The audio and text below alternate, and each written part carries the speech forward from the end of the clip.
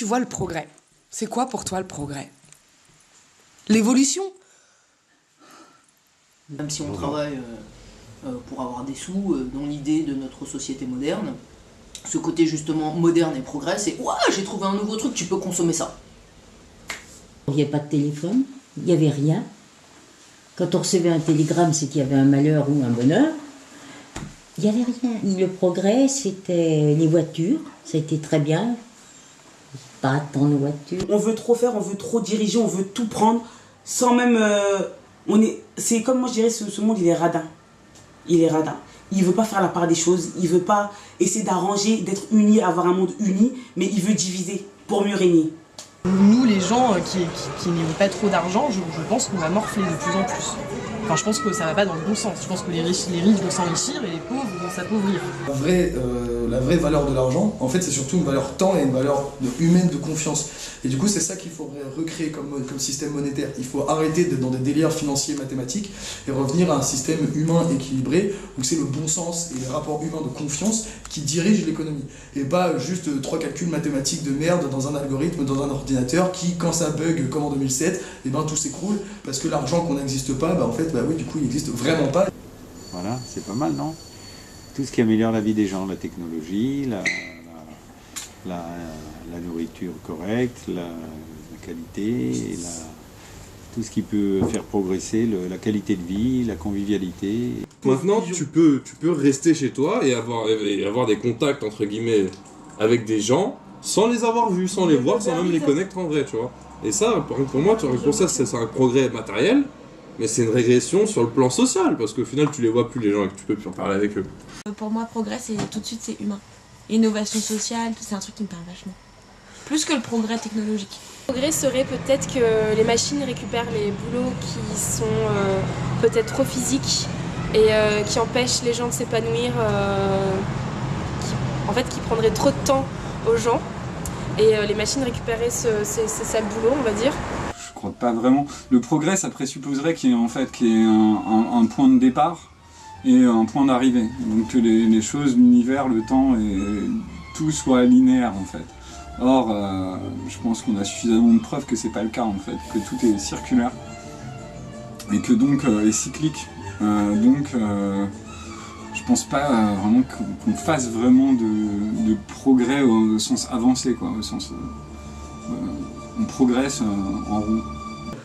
Mais une évolution peut-être des consciences ou quelque chose où on progresserait en fait ensemble et qui n'est pas juste certaines personnes qui vont progresser et d'autres non en fait. Ou s'ils sont passionnés par la peinture, se mettre à fond dans la peinture. Ou par exemple, dans mon cas, le chant, se mettre dans le chant et voilà, respirer avec le chant, la voix, etc.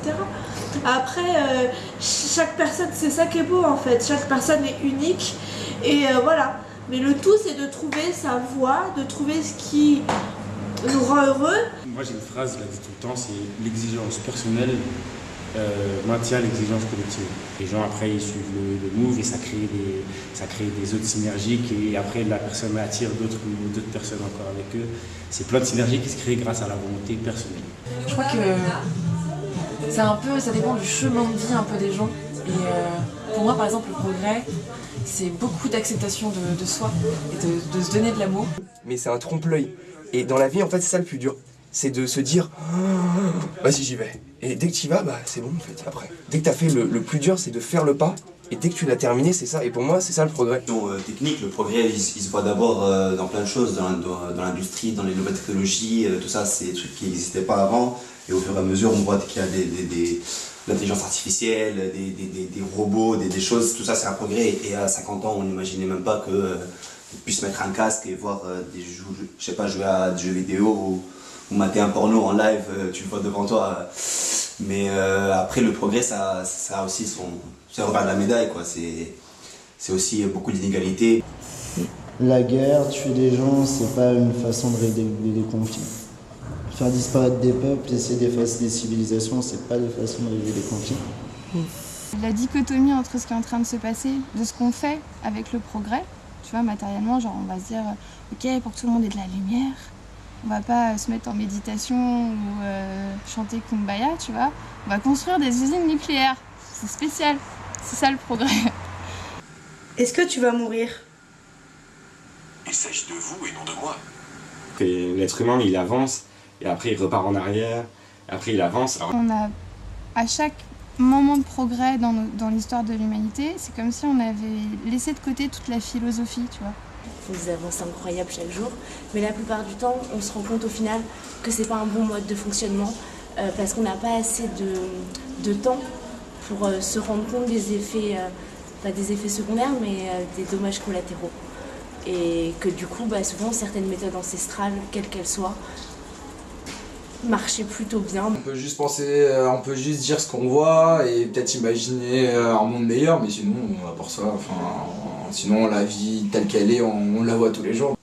La vie, elle est tellement dure à Paris, on travaille dur, les loyers sont durs, que j'aimerais retourner au moment où j'avais rien à assumer, où juste j'étais un enfant, je pouvais fumer mes joints, mes parents ils m'engueulaient, mais c'était rien, j'avais pas à payer de facture. Tu sais, on peut avancer, mais l'instinct animal il revient toujours. On est ce qu'on est et les gens, on peut nous donner toute la technologie, toutes les études, toute l'éducation qu'on veut. L'homme reste ce qu'il est. Et c'est horrible, mais on est capable de faire ça. Je sais pas si on va le faire en mode, si on va se mettre des limites, c'est comme les clones et tout, mais dès maintenant on est capable de créer des gamins dans des éprouvettes. Je pense que le futur nous dira que vous êtes beaucoup trop en France, donc il faudra partager son temps, il faudra consommer d'une autre manière. Non, quand même, la plupart d'entre nous, tu vois, que ce soit au fin fond de l'Afrique ou n'importe où dans le monde, on sait que tuer, c'est mal. Violer, quand même, c'est pas très bien, c'est plus ou moins respecté, mais c'est pas bien. Et ça, c'est une évolution. Mais il y a encore des gens qui ont cette mentalité de se dire, moi on me l'a fait donc je vais le faire. Du coup là-dessus, eux, ils ont aucun progrès dans leur vie. Le progrès, c'est une énigme, c'est une interrogation. Il y a peu de gens qui te diront face caméra, non, je refuse en fait le progrès, je refuse ça. Non, au contraire, je veux rester dans quelque chose de complètement arrivé vers le passé.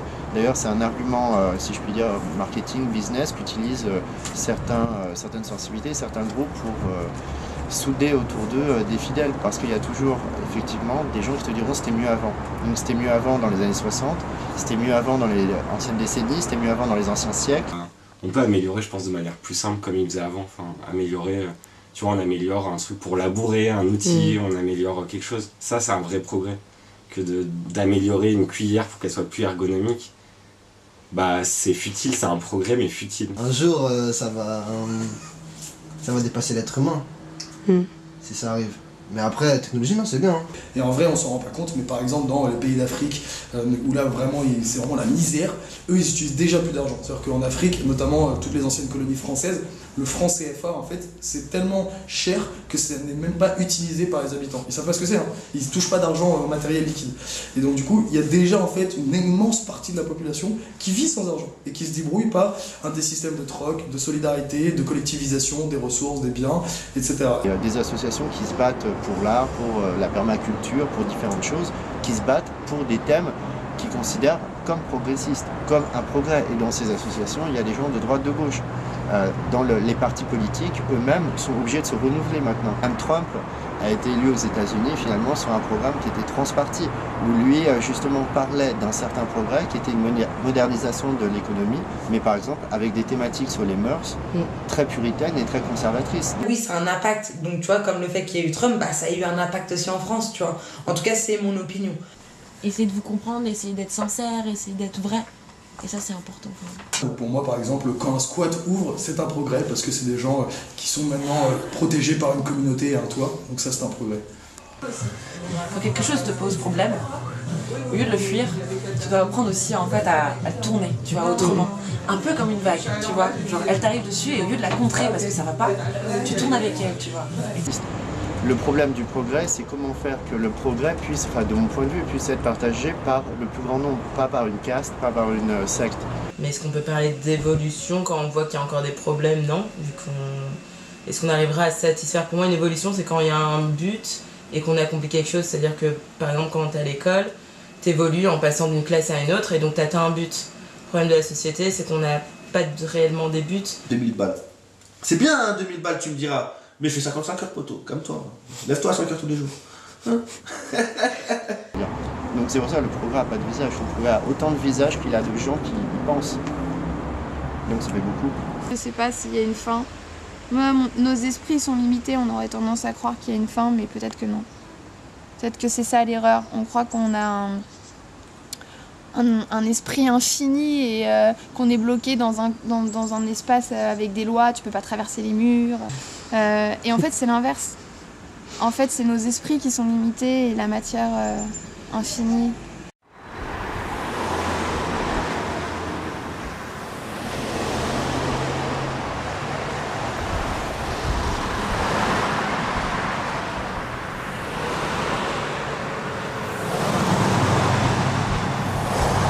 Est-ce que tu ressens des frontières sur Paname? Qu'est-ce que t'évoquent les frontières? Donne un synonyme de frontière pour toi. À Paris?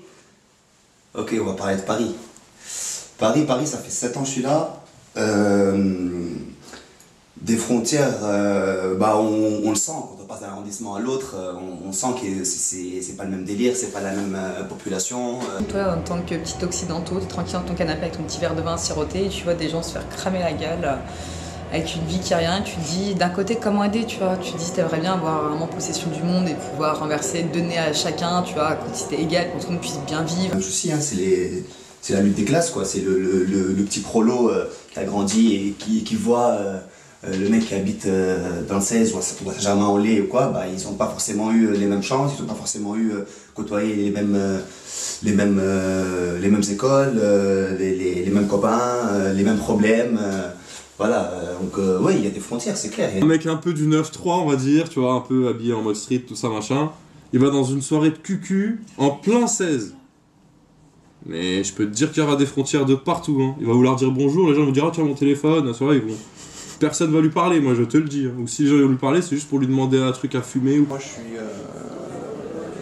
blanc de 24 ans, de famille aisée, donc les frontières je connais très peu. Tu vois, c'est simple quoi pour moi. Les frontières, on n'a pas beaucoup eu quoi. Mais effectivement, je pense qu'il existe des frontières pour quelqu'un. Bon, je vais faire le lourdeau, mais quelqu'un qui en banlieue parisienne reveux ou renois d'une famille un peu moins aisée, là, à mon avis, il ressent des frontières. Oui, moi je le ressens. Quand je sors dans la rue, je suis plus apte à me faire contrôler par la police que par quelqu'un d'autre. Ce à cause de ma dégaine. Et ça, c'est justement les barrières psychologiques, les frontières psychologiques que les gens ont dans leur tête. Tu vois, et les mecs, c'était directement « Non mais toi, ça se voit, t'es riche, parce que t'es blond. » Je dis « Mais qu'est-ce que dans ça que je suis riche ?» Elle me dit « Ouais, ça se voit, t'as des cheveux lisses, t'as les yeux bleus. » Elle me dit « Je suis sûre que tu vis dans Paris. » Eh bah, ça m'évoque beaucoup de choses. Tu sais pourquoi? Parce que moi, j'ai fait des bêtises un peu dans ma vie. J'ai vendu de la drogue, enfin, des trucs cool. Et là, je vais aller travailler aux États-Unis. Mais j'ai un casier judiciaire et ils veulent pas de moi là-bas. Et ça, c'est un truc de con, tu vois. Enfin, ça, c'est des frontières qui existent. Enfin, je peux pas voyager. En fait, c'est ça, en fait. C'est rentrer les gens dans les cases en fonction d'un look, d'un critère physique ou d'une situation géographique où tu vis. Ou de, voilà, c'est tout le temps mettre les gens dans les cases. C'est que, en fait, la frontière sert à nous protéger. C'est pas la même chose. C'est-à-dire qu'elle peut servir soit à nous empêcher d'aller de l'autre côté. Dans ce cas, c'est effectivement un frein à ce qu'on veut faire, là où on veut être, qui on veut voir et qu'est-ce qu'on veut faire. Et on peut l'avoir dans l'autre sens en disant ouais, c'est un frein à ce qu'on empêche, ce qu'on veut pas qu'ils viennent. Donc ça se justifie par oui, alors effectivement il y a des gens qui ont d'autres mœurs que nous, des mecs qui ont l'habitude de couper les autres à la machette. Bon bah on n'a pas envie qu'ils viennent ici à Paris. Il y en a tout le temps des frontières, il y en a tout le temps, mais ça c'est parce qu'il y a des stéréotypes. Les gens ils se font des stéréotypes, du coup tu vas classer telle ou telle personne dans tel ou tel casier, alors qu'en fin de compte on est tous des êtres humains à la base. C'est juste qu'on a des façons de penser qui sont différentes. Mais c'est pas parce qu'on a une façon de penser qui est différente que forcément on est différent de voisins. J'en sais rien, mais ce que je vois, c'est que j'ai l'impression que tout le monde se sent très serré. Mais au bout d'un moment, tu te rends compte que force est de reconnaître que quand même, les autres, ils sont nombreux aussi. Tu sais, les autres, l'ennemi à la réalité que toi, tu veux créer, tu vois. La terre, c'est un bien commun, c'est pas une propriété accaparable, comme ça l'a été pendant très longtemps. Et du coup, surtout maintenant, on peut plus trop, parce que les ressources sont devenues tellement limitées que si on commence à se faire la guerre pour du territoire, pour de la propriété, on est dans la merde. Donc il vaut mieux faire un peu la paix et savoir en fait se partager et réorganiser la société avec les ressources qu'on a déjà, les biens qu'on a déjà, juste les distribuer pour être plus juste, plus égalitaire. Le problème, il n'est pas là. Le problème est pourquoi ça peut pas se faire et ça pourra jamais se faire. c'est parce qu'il y en aura toujours parmi les êtres humains qui voudront en faire une frontière. Déjà, pour commencer, ils vont dormir, ils vont se coucher, ils vont dire « Ok, ça c'est mon lit ». Alors, voilà. Donc je pense que cette notion de frontière est intrinsèque, donc inhérente à l'être. Donc même un chien, il a ce qu'on appelle un territoire. D'ailleurs, mon sujet de concours pour être assistante sociale, c'était sur les migrants. Et ça parlait justement du point de chute où les migrants arrivent, c'est-à-dire que les seuls points de chute qu'il y a pour faire leur papier ou leur demande d'asile, c'est en Turquie et en Italie. Et en fait, ils ont pas. Donc en fait, finalement, il y a un amas de gens qui arrivent. Et là, c'est devenu n'importe quoi. Du coup, je me dis que vu qu'on est vraiment très très nombreux, il y a de plus en plus de frontières, tu vois, partout. Déjà les corps des gens, et puis après les régions, les villes, les appartements, les blocs d'immeubles, les ceci, les cela. Et tu vois, il y a des frontières partout. Mais parce que nous, notre réel est conçu comme ça, parce qu'on a un corps. On peut pas fonctionner sans ça. Et aussi, quand tu aimes une personne, je pense qu'il faut réussir à ne pas t'inquiéter trop pour elle, en fait. Parce qu'en fin de compte, tu veux faire bien pour elle, et en fin de compte, tu mets des barrières sur certaines choses. Tu crées des frontières, justement. Je pourrais dire qu'il y a une frontière entre Paris et Saint-Mandé. C'est-à-dire que il y a des moments où j'ai un petit côté bobo parisien, et quand je vais sortir de Paris, ouais, j'ai l'impression vraiment de passer un cap ou de me dire je suis plus à Paris. Dans le 12e, tu as des quartiers très beaux, très jeunes cadres dynamiques, et à 100 mètres, pour moi c'est une frontière ce truc, tu passes, c'est là comme un péage, comme la douane, tu vois. Tu traverses les passages piétons, c'est ça la frontière. Et là, comme si tu passais un pont, en mode je laisse tout le ghetto derrière et t'arrives République, et après tu continues, c'est de pire en pire. À chaque fois, c'est 2-3 passages piétons et une place qui sépare. Donc la place, ce serait la frontière, tu vois, de les pauvres et les touristes et les riches. Pas mal de manipulation qui se passe, et aussi politique, on a besoin un peu de contrôler les masses, et pour le contrôle, il n'y a rien de mieux que la peur, tu vois. Et ça, du coup, on nous nourrit aussi. Ce qu'on voit dans les films de science-fiction, c'est un peu toujours la même chose. C'est-à-dire le monde pour XY cataclysme, raison XY est fermé à des frontières, des murs, et en fait, c'est toujours... Enfin, la majorité de ces films d'anticipation, quand ils disent finalement long sur le mental d'aujourd'hui, c'est de pouvoir sauter les murs et de pouvoir dépasser les frontières. Je vais pas laisser 10 mecs s'allonger au-dessus de moi quand je choisis un endroit pour dormir. J'établis rien que pour dormir une première frontière, tu vois. Et il y a des gens pour dormir, et ils vont avoir l'ambition de gagner du fric pour avoir une grande maison dans laquelle se mettre en sécurité pour dormir. Et de l'autre côté, t'as un mec qui dort sous les ponts, qui a récupéré des cartons à 19h30 quand les magasins ils ferment et tout, tu vois. Et ces mecs-là, en fait, ils vivent l'un à côté de l'autre, tu vois. Mais ils n'ont pas prédéfini les mêmes frontières de besoins. En fait, indirectement, tu t'en mets par rapport à comment on a été éduqué. Uniquement. On a toujours des barrières autour de soi, donc obligatoirement, tu reflètes un peu ce que tu vis. Les frontières invisibles, elles passent justement d'un monde à l'autre, de sphère à d'autres. Et donc le monde invisible, ces passages se font à partir du moment où on fréquente en fait tout simplement différents univers. Si on fréquente que le même type d'univers avec le même type de gens, on a beaucoup moins de chances de pouvoir explorer les passages de frontières. Sympa, tu vois, t'as juste envie de lui parler parce qu'il a une bonne tête et tout, mais tu vas pas y aller parce que voilà, t'as cette barrière qui vraiment est un mur, genre c'est The Wall des Pink Floyd entre toi et toutes ces personnes alors qu'il y a que de l'air. Et au final ça devient hyper dense. Des frontières même sans les dessiner, même dans nos échanges on se crée des frontières. Et je pense que c'est aussi pareil, ça vient toujours de la peur. La peur de l'autre, la peur de soi-même, de se confronter à soi-même en voyant l'autre ou des choses comme ça. Du coup forcément on crée des frontières. C'est une évolution, on va devoir apprendre à vivre, nous, petits Français un peu bobos, enfermés dans notre bulle d'argent, qui n'avons pas du recul, avec ces gens qui viennent d'ailleurs, qui parlent pas notre langue, qui n'ont pas notre culture, et qui doivent s'intégrer parce que, en fait, on n'a pas le choix.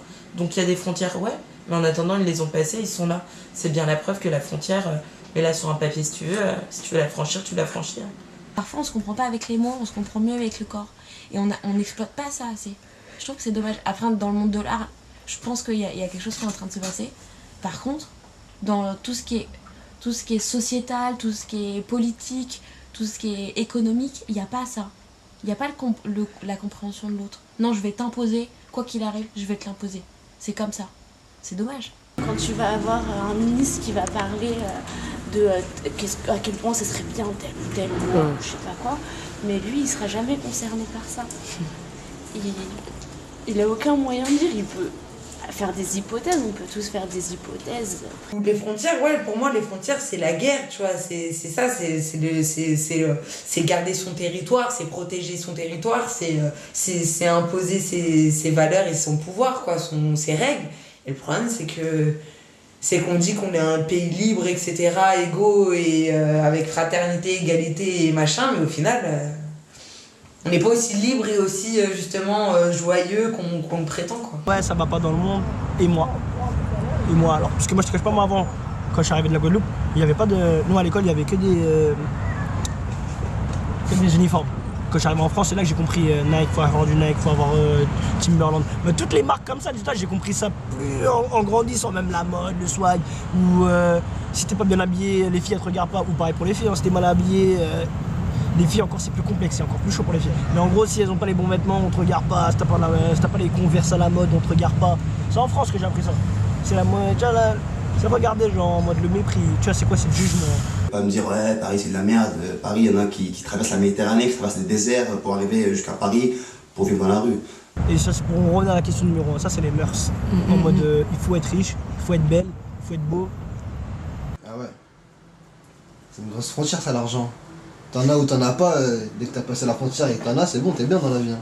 C'est fini ça, Eldorado, rêve européen, c'est fini enterré, le rêve il est africain, le rêve reste chez toi, aide ton pays comme tu peux.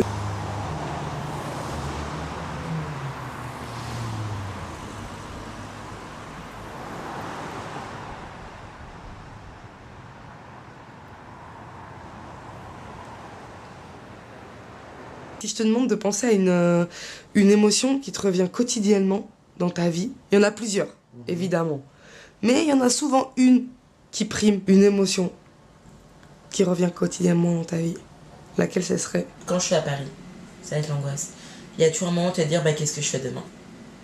Pourquoi je fais ça? Qu'est-ce que je fais là? Je peux me la poser plusieurs fois dans la semaine.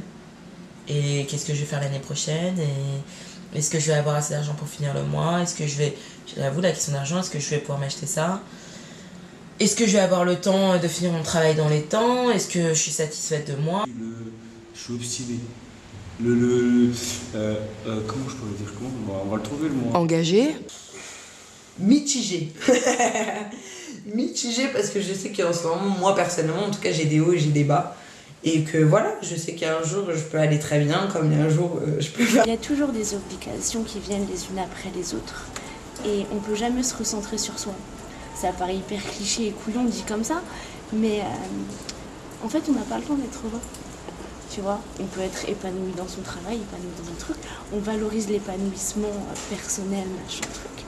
Mais on n'a pas le temps juste de se poser et se faire « Ah, là c'est cool, tout va bien, il n'y a pas... » Non, il y a toujours un autre truc auquel il faut penser. Oui, mais cette facture-là, elle n'est pas payée.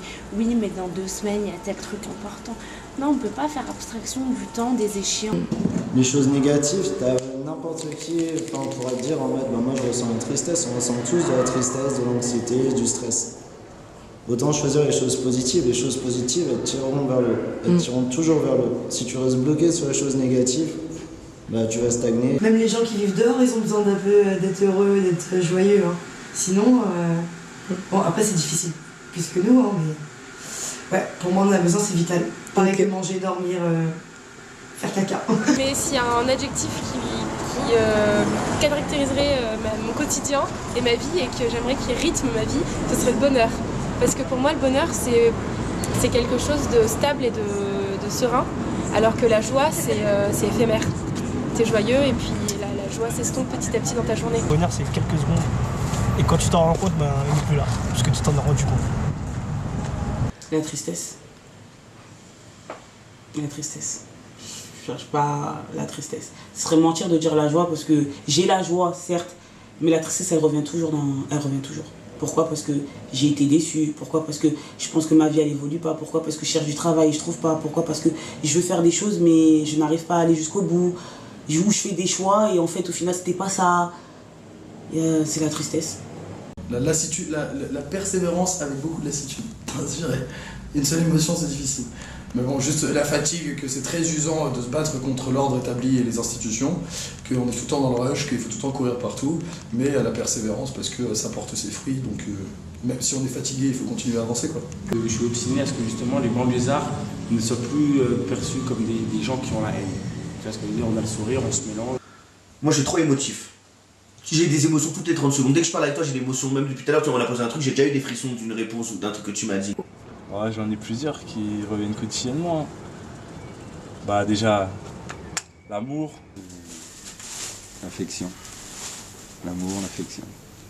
Bah oui, c'est une émotion. Hein. Quand on aime les uns et les autres. Cette force, c'est ce que j'appelle l'amour, moi, dans mon système de pensée, de croyance. Donc c'est plus large que ce qu'on pourrait définir par l'amour entre un être humain et un autre être humain, à savoir avec toutes les formes, les choses que ça peut produire, comme les aspects que ça peut avoir, comme la tendresse, la sexualité, le sens du sacrifice, par exemple. Enfin, voilà. Mais pour moi, c'est encore plus large que ça. C'est la raison de toute chose. Hein. Tu sais plus, tu n'as plus besoin d'argent, tu n'as plus besoin d'eau, tu n'as plus besoin de manger, tu n'as plus besoin de vivre, tu as besoin de... Je sais pas, c'est trop bizarre. Moi, la dernière fois, j'ai vu un écureuil, j'étais refait. Mais je l'ai vu que 2 secondes, tu vois. Mais j'étais content pendant 2 secondes. Après, j'ai retourné la tête et je suis retourné avec mes amis et les problèmes et tout. En cœur, la rage. La sensibilité. Ouais, la sensibilité. Si je devais mimer la sincérité, je le ferais ouvert et après comme ça. Ce serait en 2 temps. D'abord ouvert et ensuite comme ça. Comme si tu faisais un câlin. Bah, tristesse souvent. C'est tout. Après, il y en a plein. Oui, il y a le stress aussi. Oh, j'ai oublié le stress. Le stress. Et la paranoïa. Ah oui. Oui, la certitude. Parce qu'on vit dans un monde où tout va très vite. Et si on loupe le train, c'est très compliqué. Voilà. Et voilà, il faut la certitude du travail, la certitude affective, donc l'incertitude. Mais je pense que je suis pas la seule. Hein. L'habitude, la monotonie. La haine. Ah ouais. Parce que c'est l'émotion dans laquelle on vit aujourd'hui. Donc d'avoir des angoisses, nous, maintenant, je pense que oui, c'est normal, avec tout ce que nous propose la société et tout le stress, entre guillemets, que nous met la société. On est censé être l'avenir, on est censé être le monde de demain, mais en même temps, est-ce qu'on en a vraiment envie? Nous, on l'a pas choisi en fait. Là, je vois. Moi, je suis toujours. En tout cas, j'essaie toujours d'être heureuse, de grand sourire, je rigole tout le temps. Il faut être joyeux, les gars.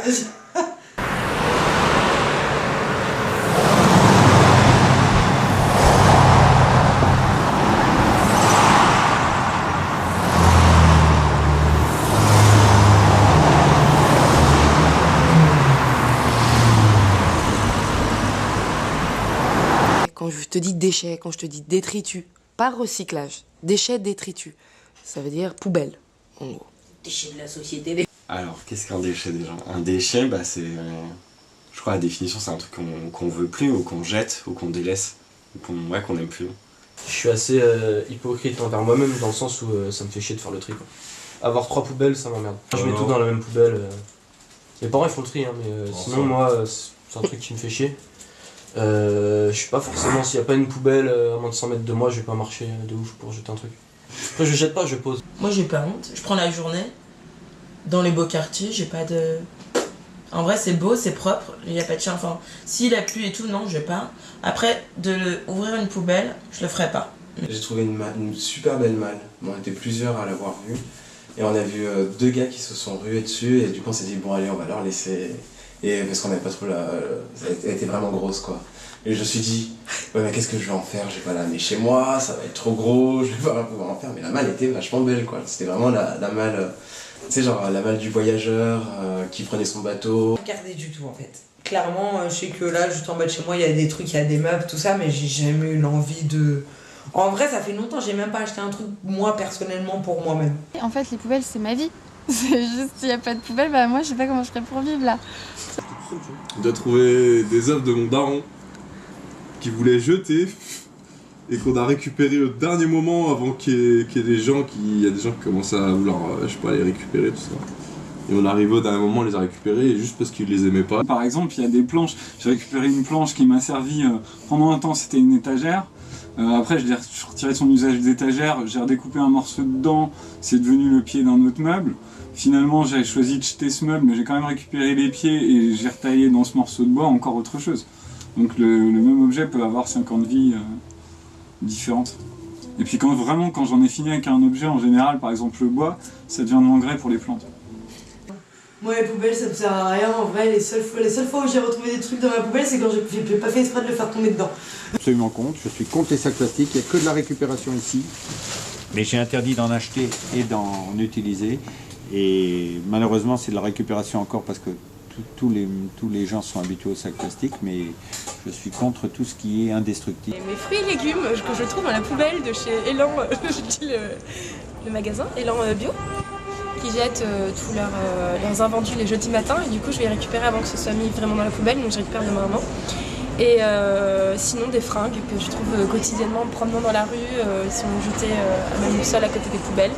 Et du coup je me suis dit peut-être que c'est un mec, il est parti faire un tour, il a fait son truc là, donc j'ai attendu un peu, je la vois, tac, je la check, c'était une Levi's ou je sais pas quoi, bref, une bonne marque, tac, je l'essaye, elle est propre. Après je me suis dit bon, je sais pas, tu vois, je connais pas l'histoire du truc, ça me fait bizarre, je préfère aller au puce ou à la fripe, pourquoi acheter un truc, même si je sais que ça a été utilisé avant, que de trouver près des poubelles. Donc personnellement je l'ai enlevé, je fais bon bah, ça va, elle est cool, je l'ai enlevé, je l'ai reposé, je pense que celui qui l'a pris derrière moi a plus besoin que moi. Je me dis qu'un jour ou l'autre, moi aussi je pourrais être aussi à leur place et prendre les poubelles. Si vraiment un jour j'arrive à la phase numéro 0, j'aurais pas le choix. Et donc je me dis peut-être un jour la vie aussi ça sera comme ça en fait. On est là, oui, mais un jour ou l'autre on n'a pas. Et quand on n'a pas d'argent ou quand on n'a rien du tout, comment on fait? On se débrouille. Bah eux je pense qu'ils se débrouillent aussi. La carotte elle est un peu tordue donc tu la manges pas, enfin je veux dire ça a le même goût. Enfin... Non mais souvent je trouve des choses dans les poubelles. Enfin ou dans les poubelles, à côté des poubelles. Parce que dans la poubelle déjà parce que je suis petite, donc je vais pas rentrer dedans. Un chat dans une poubelle, une vie, tout abîmé, il avait descendu les 18 étages dans les tuyaux du vide-ordure et il était dans les grosses poubelles. Il est pris bien sûr. Juste en bas d'ici là, on avait trouvé un chargeur de AK-47. Voilà, c'est vrai. Juste un chargeur vide, hein. Mais tu vois, le chargeur, mais un vrai chargeur, pas un jouet, pas un airsoft, un vrai chargeur. C'est une source fantastique. Ça m'a beaucoup manqué quand j'étais en Inde. Et parce que j'avais tout un projet, je voulais monter un studio d'art là-bas et on n'avait pas des moyens énormes. Et là-bas, il n'y a pas de poubelle en fait. Donc toute ma manière de travailler s'est révélée à peu près impossible. Donc j'ai dû procéder différemment. De ce que je vois en tout cas, c'est qu'il y a des gars derrière qui font un travail extraordinaire et qui sont là tous les jours à nettoyer, à changer, à vider les poubelles. Et ça m'inspire que du respect et que et je tire mon chapeau quoi. J'ai plus jeté que trouvé.